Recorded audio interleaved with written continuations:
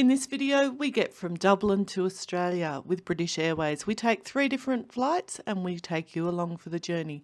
But before we start flying, let's check out the Springfield Hotel, our last stop on our island road trip. The Springfield Hotel is located in Leixlip, about half an hour from Dublin Airport, and that was the primary reason that we chose this hotel. 4 single port power points in the hotel room, and you could always pull the TV out if you needed an extra. Now, we booked this through booking.com. I got here, they went, oh, the rate was wrong on booking.com. Should have been double that price. But they're going to honour the price, which I'm very glad because that's what I budgeted for. Hopefully we'll have a good night's sleep before our very long fly day tomorrow. Bathroom. Places like Ireland, or probably Europe in general, don't necessarily do air conditioning and hot weather provision, but heating ticks all the boxes. Heated towel racks have been in most places we've stayed in. And like there's heaters everywhere, like the oil heater over there. So I'm sure in winter we'd be snug. Hey? Central heating. And central heating. Gets warm. Us Aussies don't cope with no air conditioning and no fans. We're spoilt like that. What's it like where you live? Do you have air conditioning fans on tap, or do you just cope with the change in temperature, and how do you do it? Give us your hints, give us your tips. Let us know in the comments below. Listen to our lift voice. Door 1. Doors opening. This was a real surprise of a place to stay. We totally were blown away by this hotel. And Leixlip, wow, what a quaint little town that is. This is actually where Guinness started.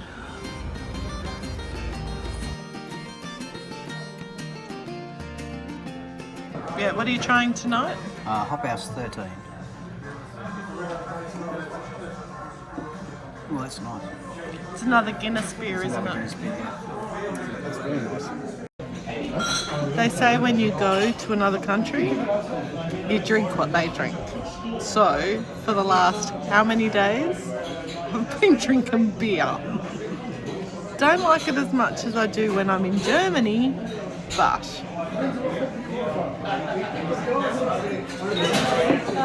it's still going down. This is what I call a last meal in a country.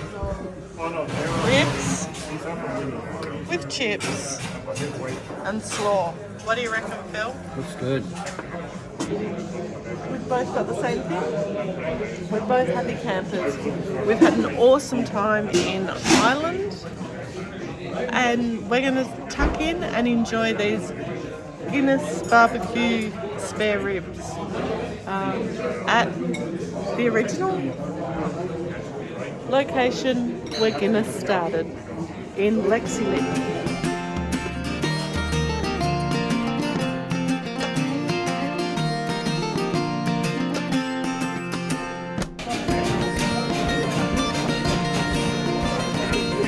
This is one of the best messy meals. I love eating. We were going to eat here at Steakhouse 1756, which is the year that Guinness was first started production. Instead, we ate over here at Arthur's Bar. And Arthur is the name of the Guinness who started Guinness. So Guinness beer, actually the Guinnesses worked for the Archbishop Price, and when he died he left the money, and the boys used that money to start a brewery that then became Guinness.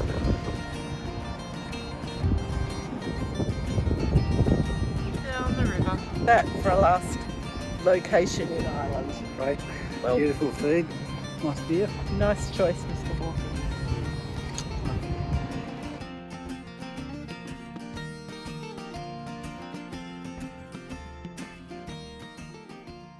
And a song that should come with a warning that says, don't try this at home. Dancing with his eyes closed next. The front bar pub is part of the Courtyard Hotel. After an amazing dinner and a very pleasant evening stroll along the river, we headed back to the hotel to prepare for our long fly day the next day. One of the pros of travelling with a frequent flyer is lounge access. So here I am in Dublin Airport's T1 business lounge, and we're just chilling. Got my coffee and waiting for our first flight, which is the Dublin to London leg, and I'll show you around the plane. Check-in was easy. We were fast-tracked again. Frequent flyer. Got to have a frequent flyer in the family. So check-in was really easy. Morning, Phil. Morning. We're just waking up now because it's like, might be 20 past 6 or something by now. 5 past 6, there you go. We've been up since 4. After a very pleasant breakfast in the Dublin lounge, we headed to the gate to catch our British Airways flight to London. Here we go, flight 1. Another tarmac boarding.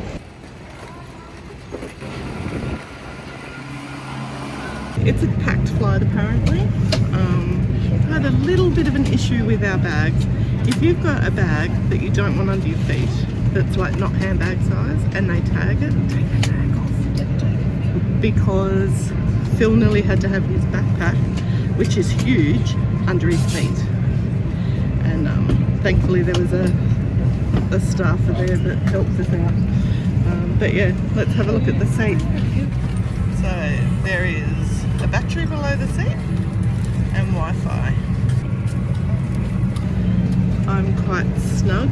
There's not a lot of arm room because I've got the bag on my seat. Sort of leg room is limited. If my bag wasn't there, it's not too bad. People getting on board. I missed this bit of storage. No onboard entertainment, obviously. The plane's out the window. Ready for the flight? Yep. This plane is an Airbus A320.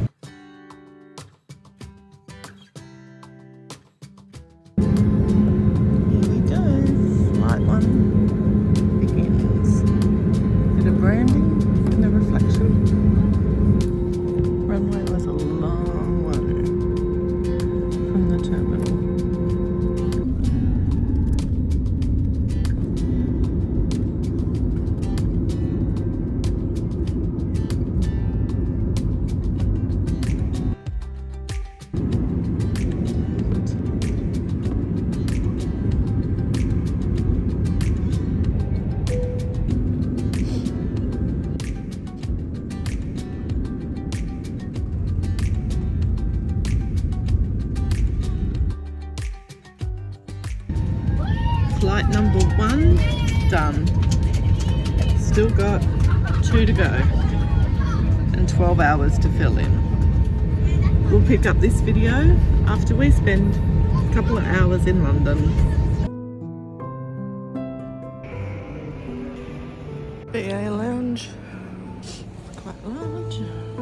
Free club lounge in Terminal 5 at Heathrow Airport was really spacious, and the food on offer was pretty good.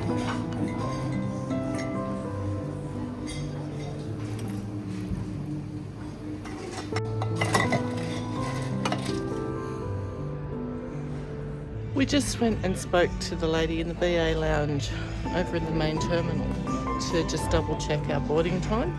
And she said, oh, go over now, there's a lounge on the other side. The lounge on the other side is absolutely beautiful. And check out the seat Phil's in. How you surviving the stopover. Yeah. Comfy chairs everywhere in this one. Great bar.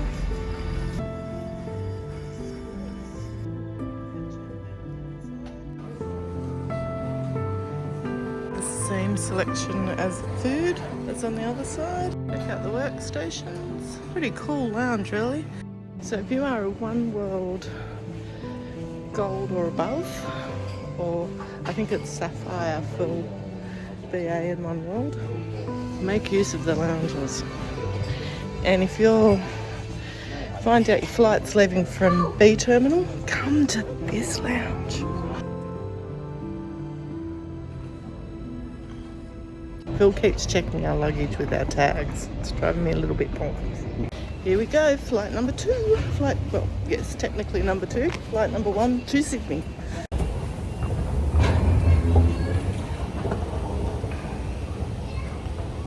This flight is on a Boeing 787, and if we have a partner, it's going to be a very cozy 12 hours.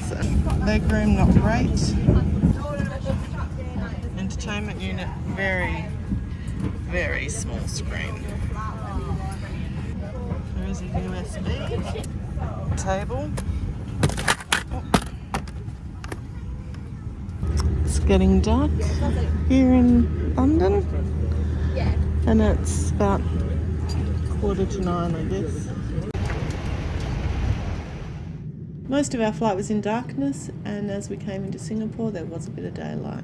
We're 20 minutes out from the first flight coming over, and first flight of the London to Sydney leg. Food was pretty crap sleep. One more to go.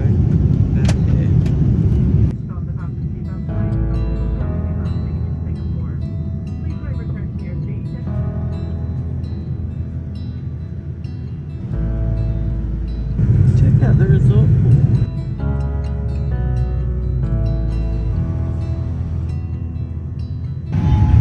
Forgot to mention before, the headrests don't move, so it's sort of at an angle all the time.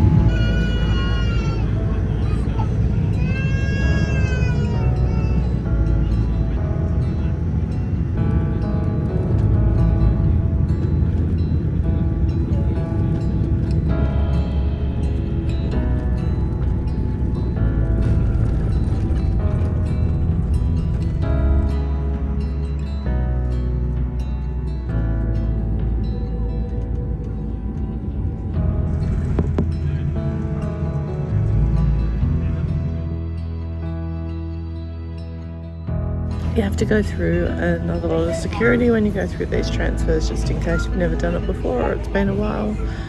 So don't take fluids, so don't top your water up ready for the next flight. Back on board, another full flight. So we'll should start pulling back soon. I think they're fully boarded now, so yes, 7 hours to Sydney. I think this one's going to be a noisier flight. Unfortunately, Phil had a negative BA experience a few years ago, so this was a real gamble, these flights, and we were left disappointed. I think BA would have to have some excellent deals for us to fly again. Our journey is almost complete. Going home. We're on the train for 2 hours. We'll be met by our beautiful daughter-in-law and our grandson. It's been a long couple of days. Hope you enjoyed this Dublin to Sydney flight. As always, thanks for joining us. Travel brilliantly. Bye!